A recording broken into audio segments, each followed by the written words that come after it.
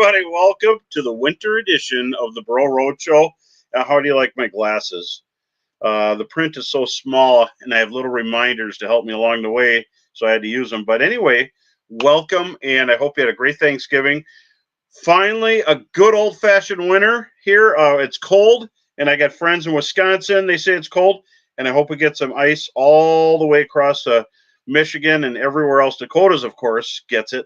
But it's perfect. Good old fashioned winter. But before I go any farther, I want to give special thanks to my on air sponsors, Chesterburg Toyota, for sponsoring us. And hey, Denny, Chesterburg is a state of the art place. Has some of the best features you'll ever have in any car dealership. Stop by and say hi to Brian and the gang. They have it's a beautiful place. If whether you're getting a new truck or a used one or you're fixing yours, they have the best service center you'll ever see. Stop in, say hi, maybe get some coffee. Definitely go to Chesterburg Toyota and thank you. Also, I want to thank Frank's. Frank's a lot. I want to thank Frank's for being an on-air sponsor. Hey, Kale. And they're an awesome place, and they have arguably some of the best prices on anything shipped right to your door. franksgreatoutdoors.com. Check them out. And another thing with Frank's, they have Shanty Days here, and that's December 13th to the 15th at Frank's Great Outdoors in Linwood, Michigan. Great place. I've been there many, many, many times. Really nice. It's Michigan nice, super cool people, but they can ship the stuff to you. And if you can't get it around here, they have it. I know they do. Even Sunline, you name it. And I will be on hand in January, hey Mike, at the Ultimate Fishing Show, and it's one of the largest shows anywhere. And it's in Novi, January 9th through the 12th. Definitely going to be there, and I have seminars there, so definitely consider that if you're in the area. It's just a short jaunt. And then, of course, Timberline Sports at Black Duck. Everybody knows Timberline. It's on the way to Red Lake. You stop at Timberline to get tackle. They're stacked to the ceiling. They got great bait. I get bait there for my guide trips, and so you might see me. You might see a red-goated person walking in there. But Carl and the gang run a great place, hey, Kendra. And so stop in, get some bait, get some lures, get a pizza. They have guns, ammo, you name it. You got to check out the place.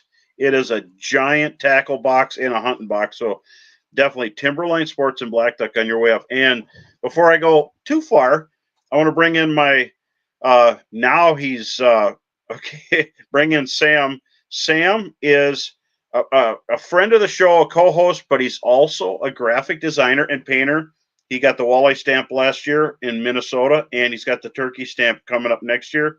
So he's multi-talented guy, and he's great for the show. If he don't know it and we don't know it, no one knows it. So come on in, Sam. Hey, bro, how's it going? Good. How do you like that intro? It gets better and better every time. I forgot about the multi-tournament winning person. You've taken a lot of lunch money in the past, so I just have to remind people that you're really there. So, hey, Neil, Jason, thanks for coming on the show. So, Sam, we got ice. What we do? What do you think, man? Let's talk about it in the Bemidji area and also Red Lake. And you've been on Red Lake. Let's hear this. Yeah, so it's good to have winter again after last winter that was so mild and tame. We're building ice everywhere. I know some people are starting to get out locally on some of the smaller bodies of water. I made it up to Red this week, and I was on 8-9 inches of ice there. It sounds like they're going to be letting four-wheelers out this weekend. So it's really, really good to see. It's winter. It's ice fishing. It's like it should be. So should be a good season. Those years where we don't get much ice, and there's always you look back in history, everything's always changing. We did set some heat records this fall, so it's taken a while. That the lakes were really warm. There took a long time to vent, and I'm surprised that the big water's freezing like it has. And I've actually been on Leech, Winnie, and Small. Nice little lake that I'll never tell anybody the name of, but everybody knows where I'm at. But anyway, and I can't believe the ISO is developing. On some of the smaller lakes, they when I first started, it took a while. They're venting. Now there's 5 inches, 5.5, and on the bigger lakes, I'm seeing some of them have 6.5, 7 inches of ice. And I drill the whole way. You drill the whole way. If you don't drill and check, go to a resort, pay the fee because somebody worked really hard to stake that trail for you. And if you go to a resort on a stake trail, no work, give them their fee, have a good time, maybe get a burger or something else on your way out. But so there's a really nice advantage to having a team of other people check the trail. But some of the lakes we go to, we don't get that. And if when it comes to ice, if you don't know, don't go, or bring someone who does know. There's plenty of stuff online so you can go too far in on ice safety. But if you don't have spikes, and these are spikes, you can just make them. You can use your fingernails. Just make sure you got them. Nothing will happen if you have everything you need. But so we had a quick question. What kind of depth were you in, Sam? Yeah, so I got up there a little later in the day, kind of did a afternoon trip, and we set up in 8 feet of water. I was on the south side of the lake, so it's a little bit dirty up there yet. We didn't mark a ton of fish, but the fish that did come in bit, so it was really good. We caught a few nice ones and some good eaters. So yeah, it was good. Nice. I did hear talking to some of the guys on the way in that sounded like the morning bite was on fire. People were catching 20, 25 fish in those first few hours of daylight. So if you're going to go up, I'd recommend going early because I had some obligations in the morning, and we kind of did the afternoon shift. And it was okay. It was still fun to get on ice and catch fish, but it definitely sounds like that hot bite was in the morning. So that sounds good. What spoons were you using? I'm sure you're using spoons. Yep. I used the gold Northland Thumper spoon, that new one. Shallow water. I figured it would be visible, loud, and it like I said, it seemed to work. It called those fish in, and as soon as they came in, they chowed it. So, yep, I think that's the exact. Got that little flicker blade there. Yep, the exact one I was using. So, it was good. Buckshots were also good, but again, with the little dirtier water, anything you can do to get a little bit more visibility or a little bit of noise is going to be good. But I think it's really going to settle down this weekend, and the bite's going to be on fire up there. So I'm hoping to make it back up maybe 1 or 2 more times this weekend. I know you have to go to the ice show, but I think I'm going to go fishing for the first time in a while. I love going to the ice show. I like seeing everybody. And then after the weekend, I'm going to be hitting it hard. But we're going to bring in Carl pretty soon. But right now, Sam, tell people what they could win tonight. You get to talk fishing with us and win something. Exactly. So we got a Roadshow giveaway. So a bunch of the new Northland spoons there. We got the Thumper spoon. Wow. Then the tungsten buckshot, the tungsten slim spoon, and a couple of those new rig tungsten plastics we got out.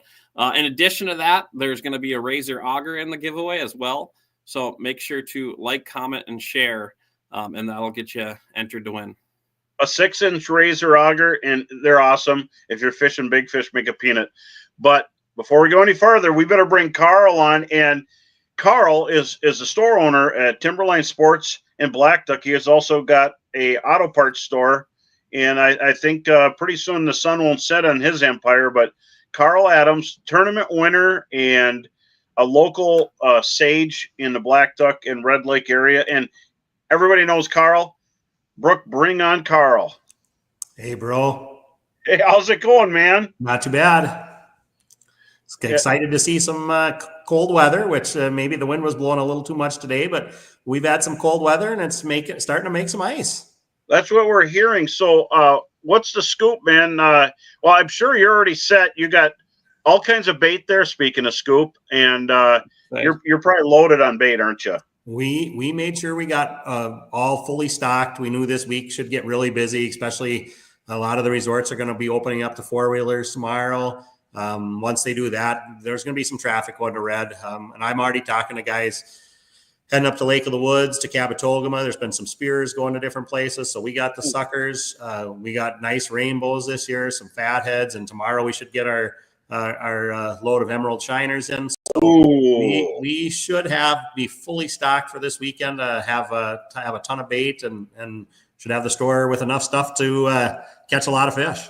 Well, that sounds great. So, what are you hearing for Red Lake for those who might be heading that way? How much ice and how deep water? So I talk to the guys up there daily. I've been too busy setting the store to make it out there myself, but we're hearing almost everybody thinks there's more ice than where they expected on any lake they go to. We had a couple of those really cold days, and it made a little more ice than people expected.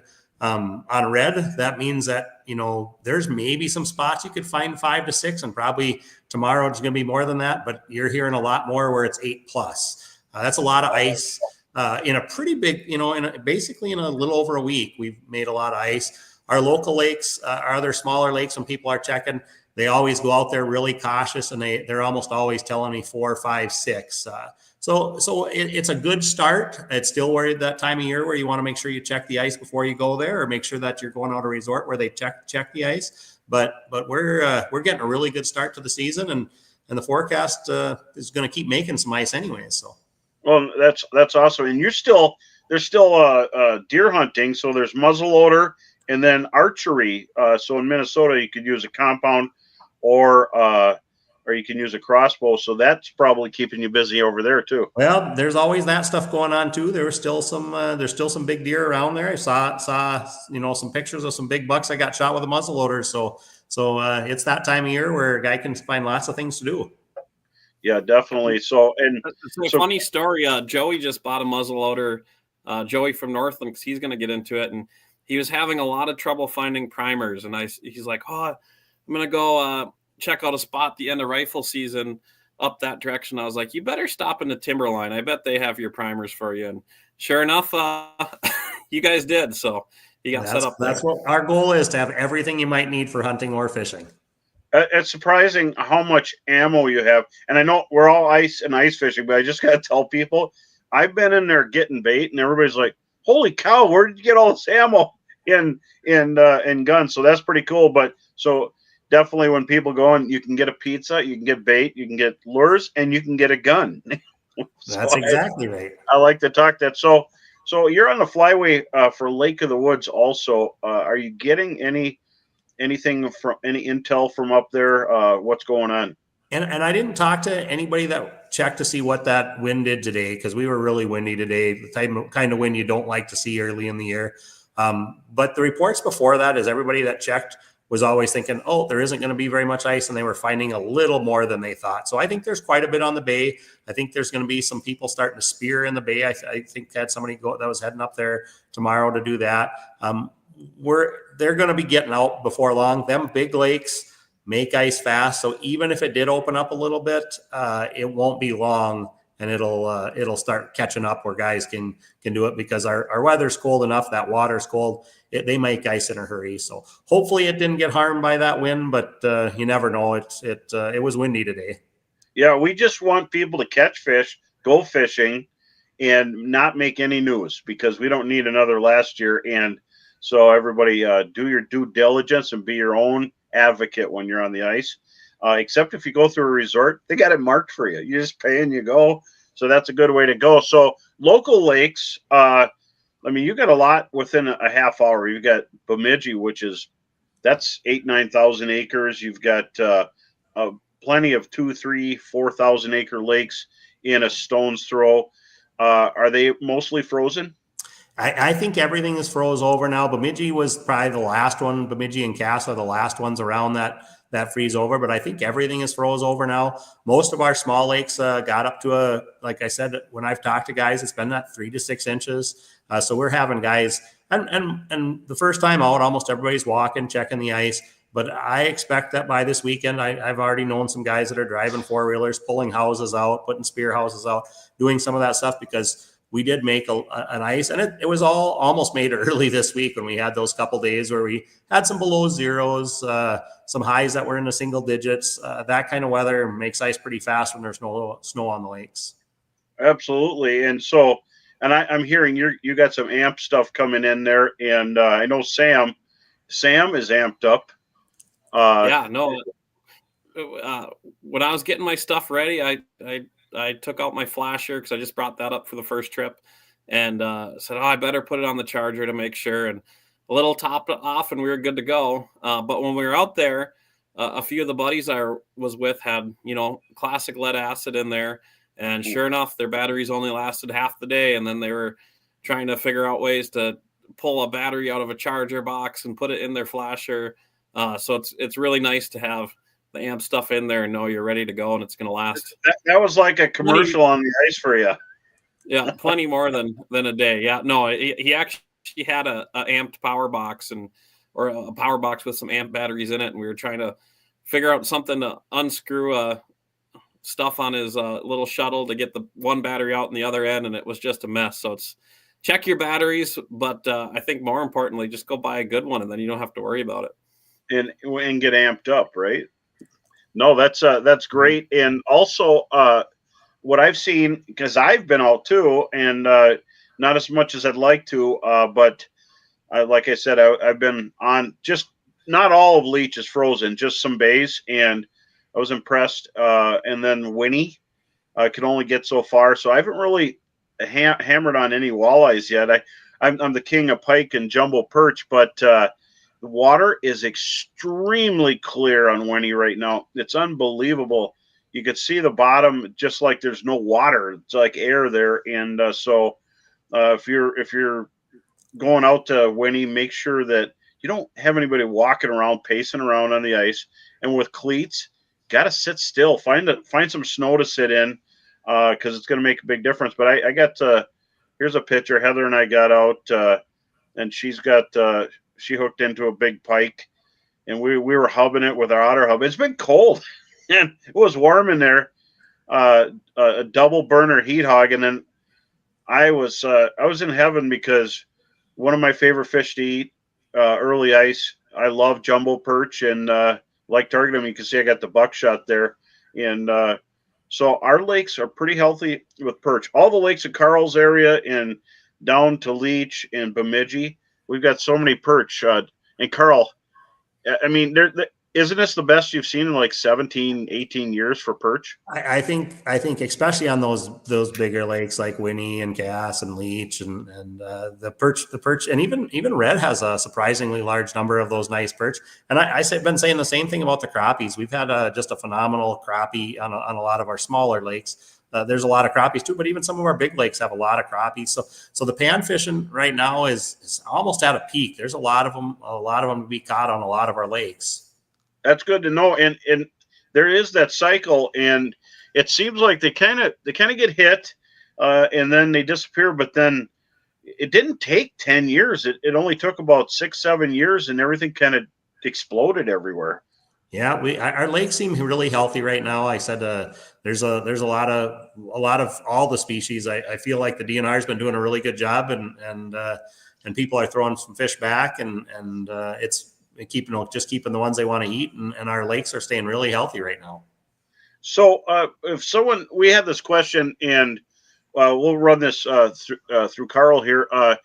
When you're approaching a lake for the first time, what's the first thing, and where do you start, and what's the first thing you do?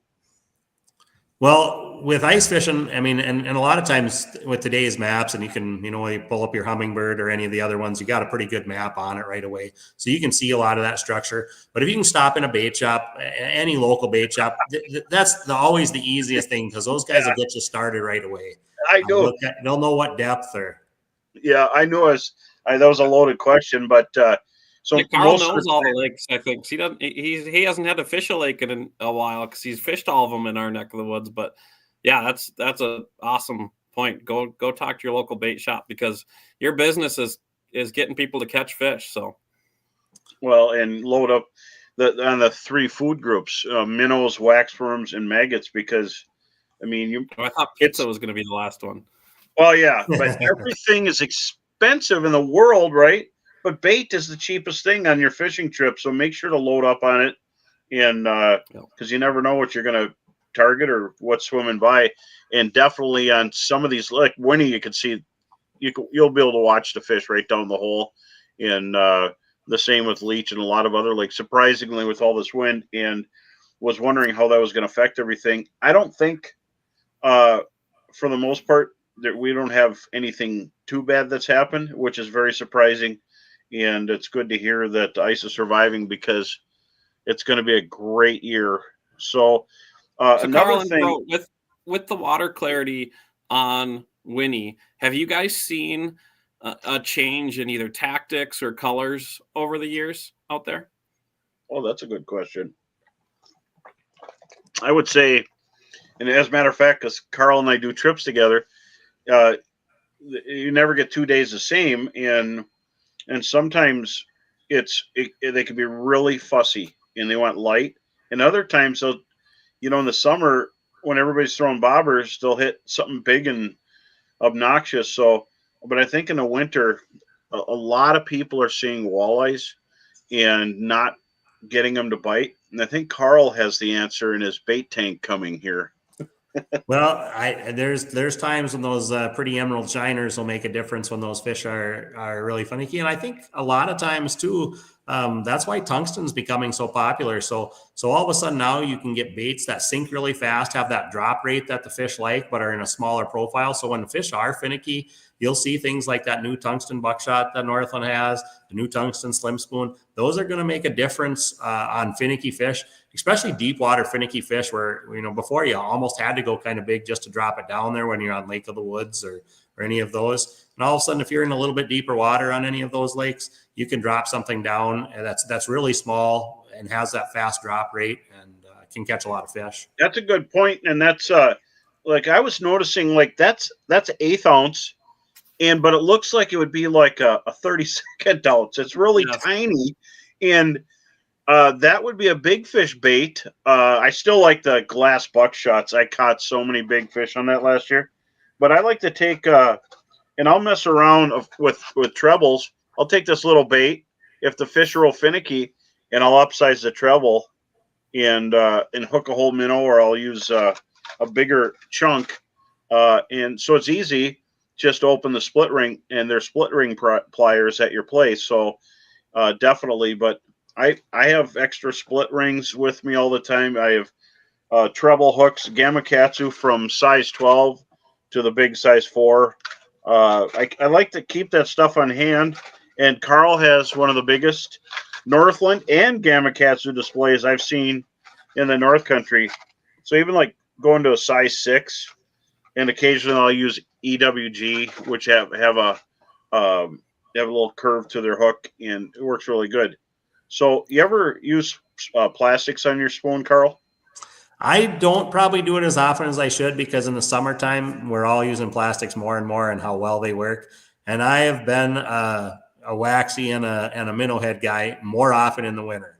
And I do use plastics on occasion, but not near enough. I know that they work. I should use them more. Well, and right next to us here on the show with Sam, he designed some of these like this broom bug. I could use that and catch perch all day long on leech, and then of course on some of these smaller secret lakes, I'm going with more natural colors, and I like that white belly on that broom bug. That's really a great idea, dark back. But even this, the only issue is you catch every perch that's down there, so you catch them from this big to this big, and so I noticed on the lakes where there's a lot of perch, especially leech. I just pull up the heavy hardware, Leech Lake, and those perch out there will eat this all the way down. So make sure you got a disgorger or a needle nose, and you might end up having to keep some even if you don't plan to, because those fish just eat them out there. So we got a question about hook size. So what do you upsize for an 1/8? I think the tungsten buckshot, if I remember correctly, comes with a 12 on the 1/8. So upsizing to a 10 or an 8. And yeah, it just 8 would be really big. 8 would be really big, and so that's why I have 10, and you can see the round bend. Yeah. But there are times like when I'm up at Lake of the Woods and you just get those cold fronts to shut everything down. I've taken small buckshots and even forage spoons, just little ones, and putting a big treble hook on, and you hook. So you got it just, those fish are very aware sometimes when they're not in the mood. When they're eating, they eat anything, and then use a little emerald head or a fat head on that. But when you hook a big fish on small tackle, you want to have something to get around their jawbone. And then also when I'm messing around on that stuff, I'll use big drop shot kind of hooks, as we were talking about earlier. And Gamakatsu has a coating on them, which this alpha coating, alpha nano, that makes it helps you hook the fish. It's actually slippery and it slides through their bone. So be careful hooking your minnows with these things. But it's really cool stuff, and every little bit helps. And I use a lot of dead sticks, and I've been using dead sticks, and some of the bigger perch came on the iFish Pro. And what I like about this, you hook a minnow on, you set it up, and then the flag pops up when you get a fish, you reel them in. So, and I'm not a hand over hand tip up kind of guy, and I know they're popular throughout the whole ice belt, but this is my bread and butter when I get finicky fish. And I know Carl's got these there, but you reel in your fish, and you can use 2 lines in Minnesota. So you might as well have a dead stick out there, and that covers the hole and keeps it from freezing. But last year, that was my bread and butter on Red Lake right there. So, Carl, as far as crappies, what are the average size crappies in the area that people should expect, and without divulging any names? Well, we have a lot of our lakes seem to have a lot of 12 to 13 inchers. And we obviously, there's some big ones around. You can get some fish bigger than that, but a 12 to 13 inch crappie is a really big crappie already. And we have a lot of lakes that have some of those in there. So our lakes are healthy right now with some really nice fish in them. That's really good to hear. And we have a question, because you can only carry so much tackle on the ice. I go down to a small box when I'm running around on the sled or like right now, and a couple rods. Literally, I just have 2 jigging rods. Then I'll have a dead stick rod with the iFish Pro and just a little otter utility sled. But organization is everything, and I really like having places where you can put treble hooks in foam, and Gamakatsu has boxes like that where you could have all your treble hooks, all your tackle, and it all fits in your pocket. I'm really liking that kind of organization. So that was a really good question. And then as far as what are good hook colors? Oh, go ahead, Sam. I was going to say, I think I'm on a little bit of a delay, but one thing we found with storage now is tungsten's such a hard material. And once you get into the bigger sizes than the panfish stuff we've had for years, whether it's our tungsten jig or the stand-up jig, or our new spoons, is it's so hard and it's so heavy. If you let all that stuff rattle around in your box, it's going to roll over all your hook points. So like you said, those Gamakatsu boxes where you can insert the hook into the foam so that those baits aren't knocking into each other and rattling around is really, really important when using tungsten. That's a good tip right there. Way to go. Yeah, so they do affect the tips of your hook, so be careful with that. And so I might grab one here in a little bit so I can show everybody. But that's a good tip, Sam. I didn't know that the damage was happening to the hook tips. So in the area, black duck red, what is the hot color? I mean, Carl, you see everything going out the door. What is the hot color? Well, when you're talking red and Lake of the Woods, the 2 lakes that we sell most to, it's gold and glow red. Those are the 2 main colors. Some kind of combination of those. We do see, there will be different lakes that have some nice bites, but in all truth, even our lakes like Black Duck and Island and some of those lakes, gold and glow red work. It seems like on every lake around. That's a good one. And then, do you use a plain red hook? People are wondering. If the fish are finicky, you will see almost always that iFish Pro with a plain hook is probably the way to catch fish when they're not biting very well. I obviously prefer it. I still catch most of my fish off some kind of jigging spoon. Like I said, I think any of the buckshots are going to catch a lot of fish.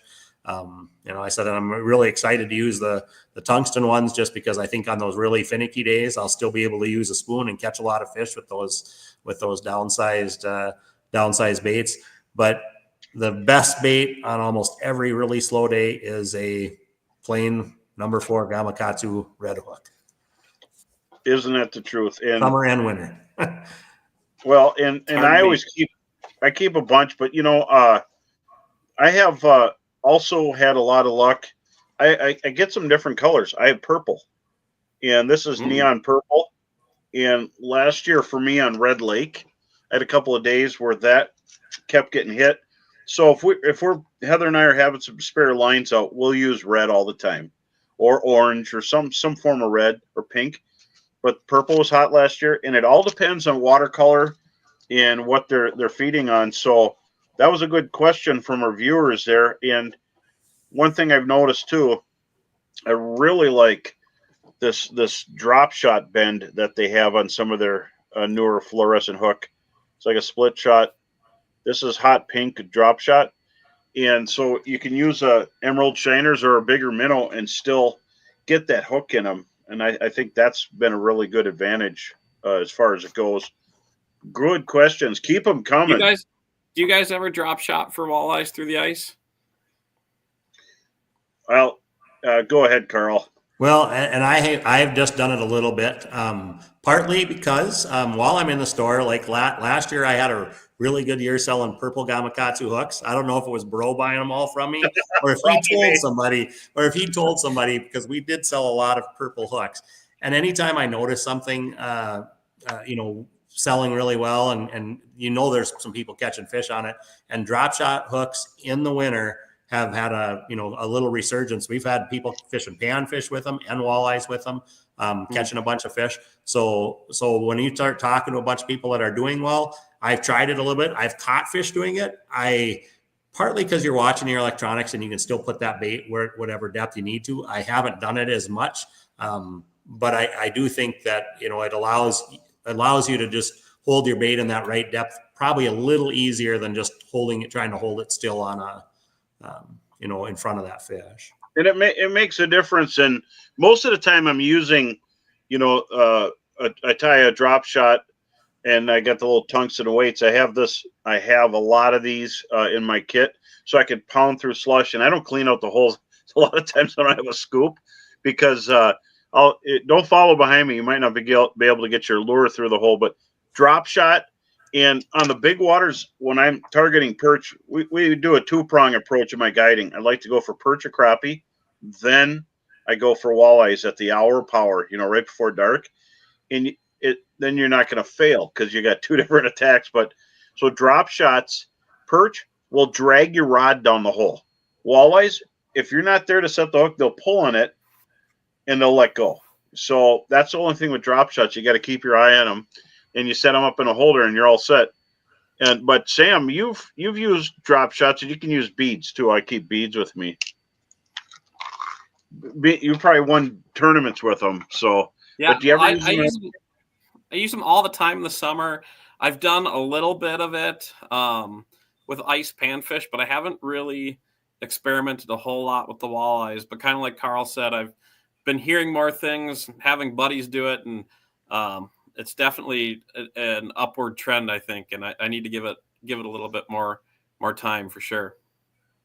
And then we had a question, dorsal hooked minnows, and that's kind of the way not to break their spine. But do you try anything tricky, either of you guys, with live minnows? I usually just dorsal hook it and keep it simple for me. I generally do too, but I do think that it makes a difference on different days. The minnow moves differently. So there are days when I'm lip hooking my minnows and days when I'm dorsal hooking my minnows. And I think it can make a really big difference. I pay attention every day, and one day they'll like one way better than another. So you're always trying to pay attention to those little things. And if you're seeing some fish on your electronics that aren't biting, try to find some way to get them to bite. Well, yeah, I noticed sometimes when they grab the head, walleyes hit stuff and they rip heads off, they rip minnows off, but I'll hook it right behind the head in the meat behind the head, and they'll actually swim and they'll stay alive.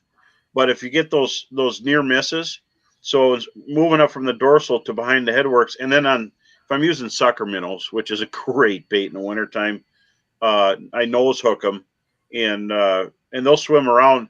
It actually irritates them, makes them swim a little bit more, I think, because sucker minnows can be real dormant. So there's a lot of different ways to hook them, but there's no wrong way. And if you go through the mouth and out the gill, now someone's getting into.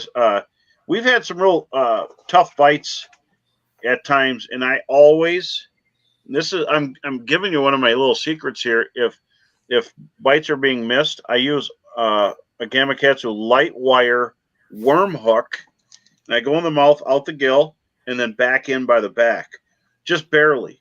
So the minnow's still wiggling on the hook, and sometimes I'll tie it as a dropper to the spoon, but you just put that down with a split shot and jig it, and when they hit it, a lot of times the fish that are stealing your bait, they're not going to steal it because the hook's way back by their back, and so you really can't use a stinger, but a real light wire hook like this works really good. And so I don't have these to go bass fishing in the summer. I have these for winter fishing, and sometimes these ideas, when you take them out, they work, and other times, so try different things, but in the mouth, out the gill. If I use a regular tungsten jig in the wintertime, I'm going in the mouth, out the chest, and back in, unless, like, fish will tell you what they want, and it can be real tough on clear bodies of water where we're at. So you got to use every little trick you can and keep trying stuff, and keep at that. Great questions, though. So we have another one.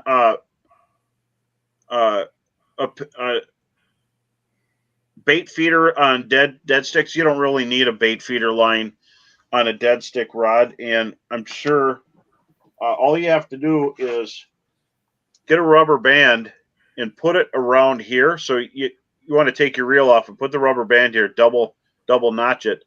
Then when you open your bail, you tuck the loop of your line in under the rubber band. So that's what you do right there. You can see that, and you put that under the rubber band and then pull it so it comes out easy, and then redo it that way. So using a rubber band to hold it, you don't need to buy any special reel. Leave the bail open, the fish runs. Just remember to close the bail when you set the hook. That could be a mess. So, and trust me, people forget all the time. But great questions here. Outside of that, any more viewer questions? We really don't have any right now. I got one going. So we were talking a little bit about using like a traditional open water jig versus a jigging spoon. So horizontal versus vertical presentations.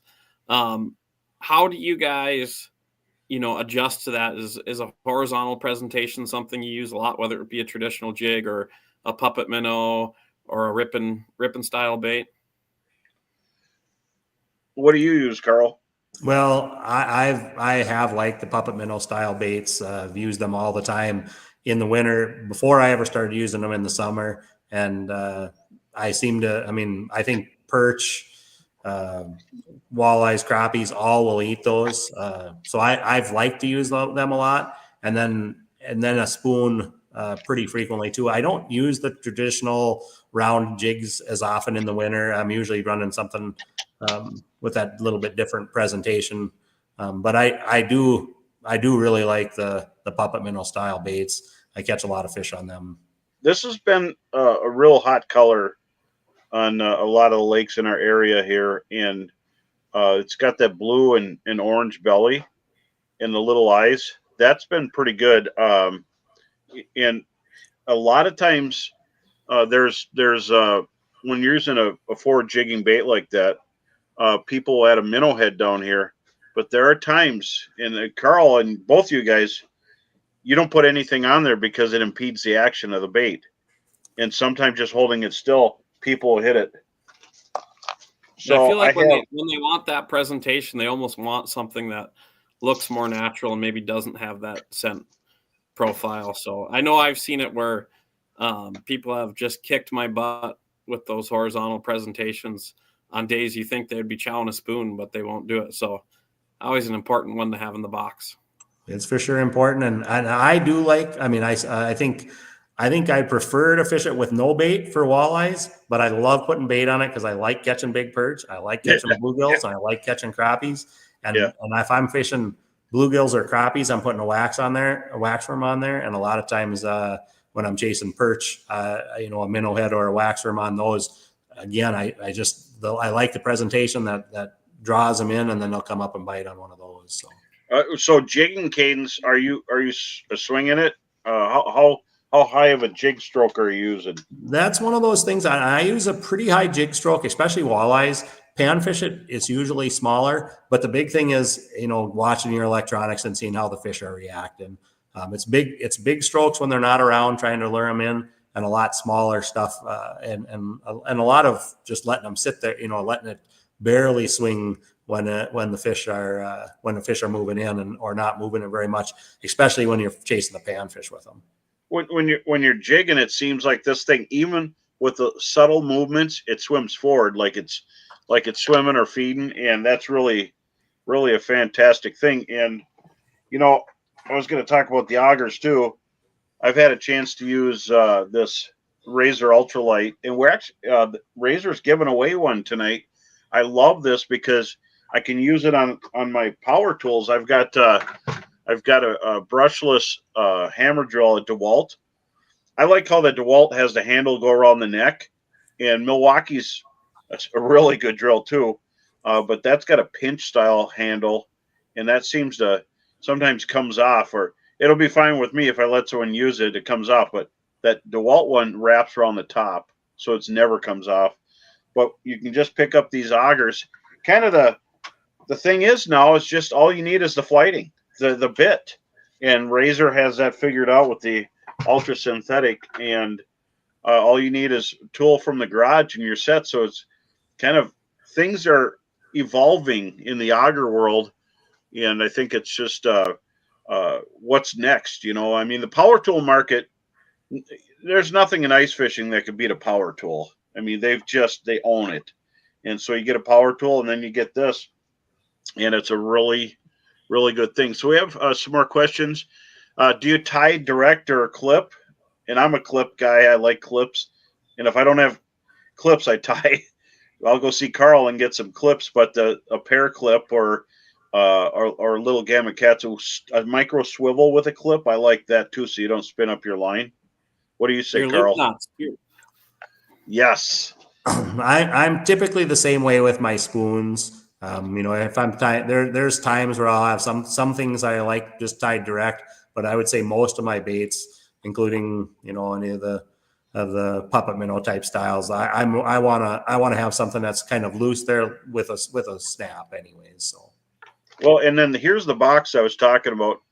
Heather was able to grab that for me, so it keeps everything from rattling around. And so I have one of these just full of treble hooks, and actually have one from open water, but this gives you a good idea when I have feathers to go on different top waters. That looks like the secret sauce box there. Yeah, I probably shouldn't be showing this, but this stuff here makes a big difference in open water in those tournaments when you're fishing smallies that are pressured. But I tell you what, this is all I need when I'm going out. This will fit right in my pocket, and you can put all the stuff in. That's really a good concept there you come up with, Sam. I like that. No wonder we have Sam here to go with the engineering side of things. We got a lot of customer complaints about, all of the jigs I bought, the hooks are rolled, and they put them in the box all together and they knock around, and it's just that material is so hard. We were calling it a super metal, but it's such a hard material, it'll just roll that steel over like it's nothing. So yeah, you spend a lot of money on your tackle, spend a little bit of money on a box to protect it nowadays. Well, and I was just going to show everybody, because I get the question about line over and over.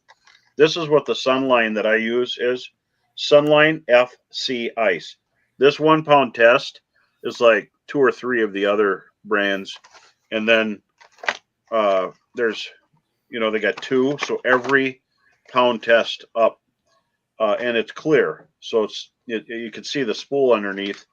But if you got a lot of reels to do, those are good for 1 or 2 reels, depending on how you go. This one here, Super Sniper. This is in a 200-yard spool, so you could do a lot of rods. And when I'm doing client rods, it's probably going to be some of this. And if we're fishing really tough crappies, and perch aren't really tough in our areas, they just bite usually. I'll have that stuff to really clear. It's kind of the hammer stuff, and but this is really economical, and this a little more, but this is high quality fluorocarbon, and this is their top end for ice. You can get Sunline with other people's names on it, but it's not this quality. So make sure you check it out. So that's the kind of line that I have on the rods, and then I use St. Croix, and I really like the combos. This is a premier combo with a reel and rod right out the door, ready to go. You just have to add line, and Carl's got line there. But this is bulletproof, and I've had them fly off my sled and not break, and then the panfish combo. And what I like about them is the handles fold up, so you could actually fit them in buckets, and they don't get tangled. But that's the panfish rod. And St. Croix has back to line a little bit. I know we've had this conversation with you two on the summer shows, but do you either of you, fluorocarbon's so nice for ice fishing because it's low stretch, it sinks. Do you guys find a need to use mono in ice fishing anymore? I don't have any. I still use it quite a bit. I still don't mind it, but I think you could use fluorocarbon instead. The braid, there's a bunch of uses. I do specialize a lot of my lures. Certain ones I think run better on certain pound tests. So I run some specifically on braids, some specifically on fluorocarbons, and I still use some with mono. Well, in open water, I'm all braid. I use braid on everything, and the only fish we ever lose are when we have mono in a zebra. All the lakes, most of the lakes have zebra mussels, and just some little nick or something, and they're gone. You'll have a fish that hits this or that, and in the whole summer, those are the only fish we lose.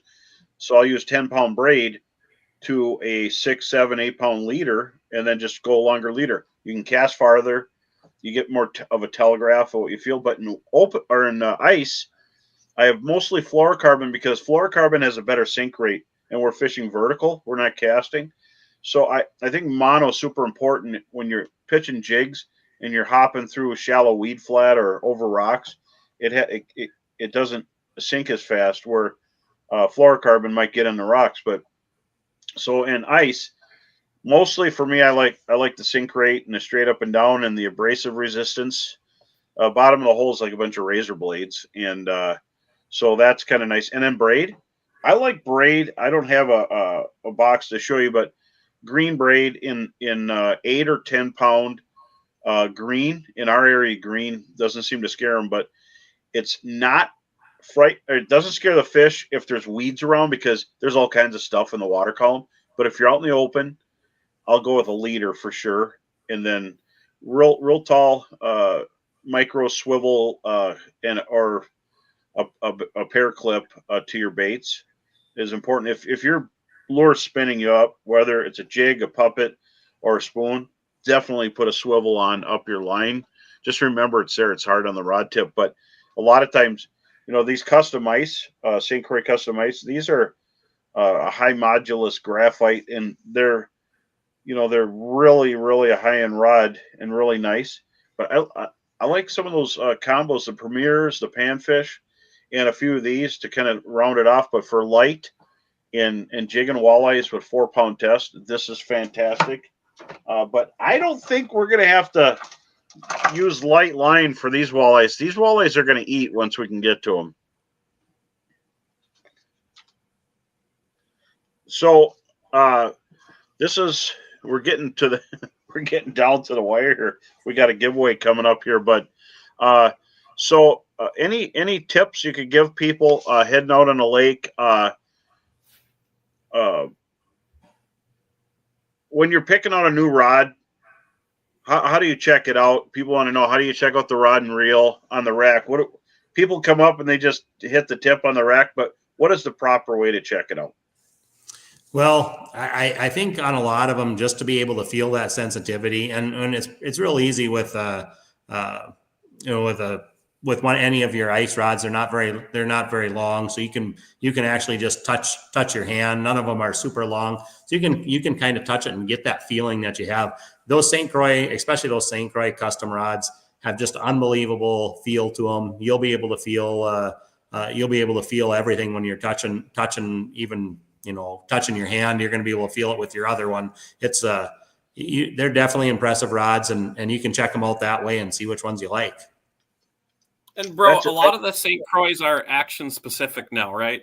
So yes, they're built for, they have a panfish rod, they have a jigging spoon rod, they have that. So that's nice. You don't really need to know what action to buy, because ice fishing, I think the most importantly, you cater the rod to the lure versus the fish. Most ice rods can handle almost any fish with the weight line you have on them, but catering it to the tackle you're using is the most important thing.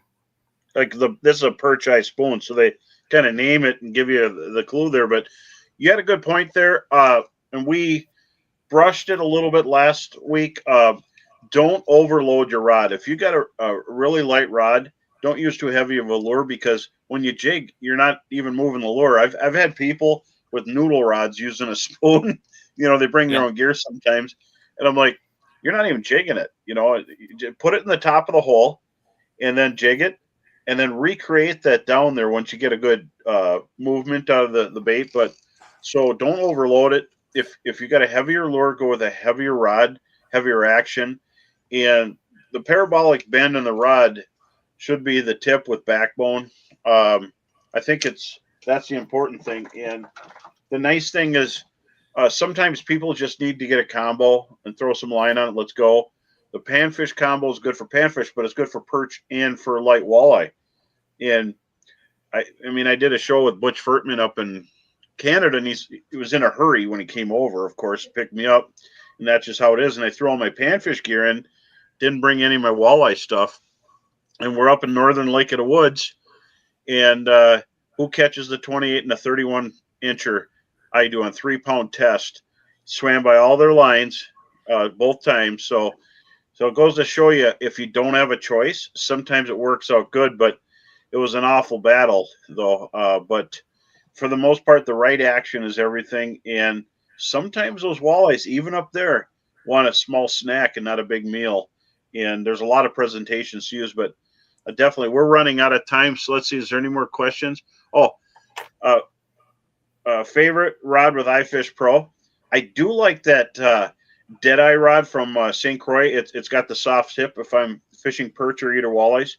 But I like a heavier action, like an outside rod or an eye razor, because you can adjust the length of the rod with the rod holder itself.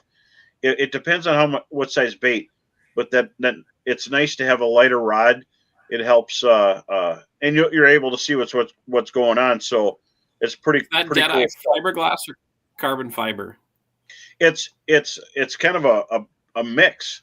And so the tip is really soft. Yeah, so it has a backbone. You're setting a hook with the lower spot, and then footwear. I don't know. I think we all use different stuff, but I'm definitely I picked up some military surplus boots a long time. They're bunny boots, and they're goofy looking, but you don't get cold feet, and you can walk around the water. But what do you recommend, Carl, for people out there for boots? And there's a lot of, all the companies make better boots than they ever used to. So you probably need new boots if you're not if your feet are getting cold or they're getting wet.